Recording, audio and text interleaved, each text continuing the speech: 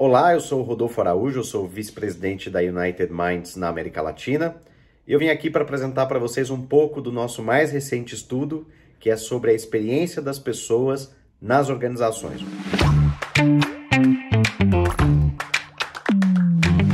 Bom, esse estudo ele foi desenvolvido globalmente, junto a mais ou menos 3.000 profissionais de diferentes organizações, portes, setores, no mundo inteiro, justamente para a gente tentar identificar, a partir de um cenário de pandemia que lançou desafios sem precedentes sobre a sociedade, por consequência sobre as empresas, quais são os novos direcionadores das experiências das pessoas nas suas respectivas organizações, quais são os fatores que conscientemente elas revelam como importantes para se manterem numa empresa, e também nós tentamos investigar aqueles fatores derivados que, de alguma maneira, estabelecem as bases, muitas vezes não conscientes, dessa qualidade da experiência das pessoas nas organizações.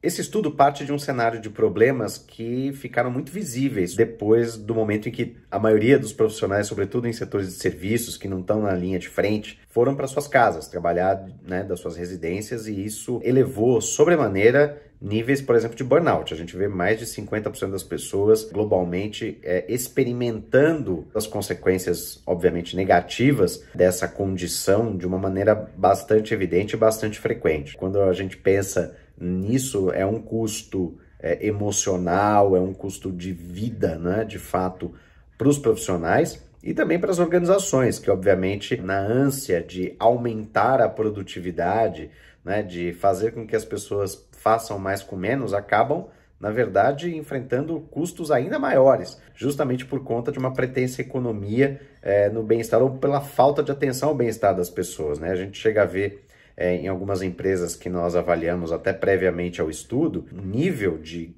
custo de substituição, por exemplo, de profissionais que varia de 30% a 400%. Então, o que realmente importa para as pessoas em um ambiente que a gente percebe que a mudança ela é contínua e sem precedentes? Foi por isso que a gente resolveu focar não só nos problemas, mas também nos caminhos para a solução. Então, nós avaliamos os 4 elementos que, na nossa opinião, são importantes. Primeiro, essas pessoas que foram entrevistadas, elas estão satisfeitas? Elas recomendariam a empresa na qual hoje elas estão? Elas esperam permanecer nessa empresa? Por quanto tempo? O que faria com que elas, de fato, permanecessem nas suas respectivas organizações?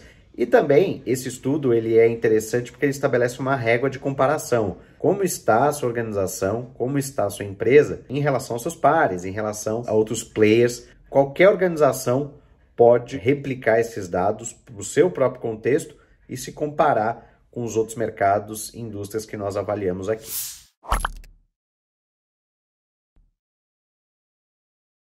Seis grandes descobertas que nós fizemos com esse estudo. Primeiro, as pessoas, quando pensam nos seus ambientes de trabalho, elas estão vislumbrando um acordo justo, um pacto justo. Não é mais apenas o que a empresa vai oferecer para as pessoas, como se essa escolha das pessoas não fosse consciente. O segundo aspecto importante que a gente descobriu é que há muito ainda tratamento injusto, ou seja, o tratamento sem igualdade de condições, sem transparência, é um seríssimo problema. Ele é uma grande ameaça, não só para as relações de trabalho, mas para a reputação das organizações e, obviamente, para a saúde mental das pessoas. O terceiro ponto foi muito interessante porque a gente pensou na questão da diversão, ou seja, você não vai para o trabalho apenas para cumprir uma série de tarefas de uma forma ensimesmada, com emoções negativas. Pelo contrário, você quer associar emoções positivas. Diversão não significa ter mesa de ping-pong, videogame. Isso não é a diversão que a gente avaliou. A gente avaliou a diversão como satisfação em sentir que aquilo tem significado para você. Em sentir que você está aprendendo, em sentir que você está compartilhando conhecimento. O quarto elemento, que acho que é importante a gente ter aqui, é que apreciação e motivação ainda são muito importantes. Então, reconhecer as pessoas, estabelecer ali uma camaradagem, estabelecer um protagonismo e visibilidade das pessoas. A credibilidade também da marca empregadora, e esse é outro ponto bastante relevante, nunca foi tão representativa para que uma pessoa se sinta bem. Ou seja, a maneira pela qual uma organização combina suas ações com seu discurso, né, e aí obviamente visando a coerência, é essencial. Então, o comportamento de uma organização e como esse comportamento é narrado para o mercado de trabalho nunca foi tão importante para que as pessoas realmente tomassem decisões conscientes e não tivessem frustração. E por último, o sexto ponto tem a ver, obviamente, com o pós-pandemia, que se refere à flexibilidade. Flexibilidade no sentido de que as pessoas elas não querem apenas trabalho remoto, elas querem flexibilidade para balancear vida pessoal e vida profissional. A pandemia ela quebrou muitas fronteiras. E essas fronteiras não necessariamente são saudáveis de serem quebradas. Você desligar o computador, olhar para sua casa e ter a sensação de que a sua casa é o seu escritório, nem sempre vai ser uma emoção muito positiva, pelo contrário. Então, a reconstrução de alguns limites também se mostrou como bastante importante justamente para que essas pessoas que foram entrevistadas enxerguem uma nova relação consigo mesmas, com suas famílias, com aquilo que se considera vida pessoal e, obviamente, a vida profissional. A gente vê muitas organizações investindo fortemente em questões de saúde mental, numa melhor experiência das pessoas nas suas próprias casas, mas eu acho que isso precisa ir além. A gente tem ainda um grande nível de incerteza sobre como serão os novos espaços de trabalho, sejam eles remotos ou físicos. As organizações vão ter que reaprender a pautar suas rotinas e as suas próprias expectativas de produtividade em função de uma experiência digna para os seus colaboradores. Os direcionadores desse novo pacto, né, que foi talvez a principal descoberta do estudo, existem 10 elementos vinculados a contrato, né, ao acordo mesmo, ao ambiente de trabalho, e muito também a empoderamento das pessoas. Então a gente percebe que as empresas estão se movimentando nessa direção, mas as pessoas também estão demandando também em maior número, em maior intensidade, que tem a ver com a segurança no trabalho, nos seus postos, de não achar que um erro já vai ser fatal, ou seja, a pessoa precisa ter segurança psicológica para estar na sua posição.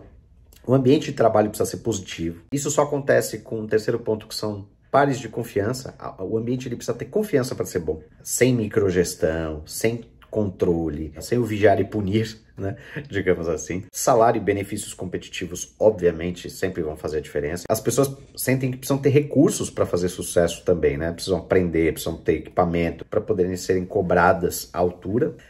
A inclusão é fundamental, então a capacidade de fazer sucesso sem cair em viés de julgamento nenhum é essencial, assim como o bem-estar, que é outro fator que aqui a gente já abordou, que é essencial. O tratamento justo, esse modelo de liderança que é mais solidária, é mais motivadora, além de ser justa, também vai ser decisiva, né, para uma marca empregadora forte, e é uma marca que estimule, então, esse equilíbrio entre vida pessoal e trabalho também será muito mais bem considerada no mercado, vai ter muito menos chance de errar e de ter deslizes que destruam a sua reputação, e ao mesmo tempo vai, obviamente, prover às suas pessoas um ambiente muito mais acolhedor, um ambiente muito mais tranquilo para trabalhar e, por consequência, que vai ser muito mais produtivo do que aquelas organizações que são ansiosas, que pressionam, que muitas vezes veem o resultado à frente dos indivíduos. Isso gera consequências bastante negativas, sendo que, obviamente, o que elas querem ou desejariam é justamente o oposto, né?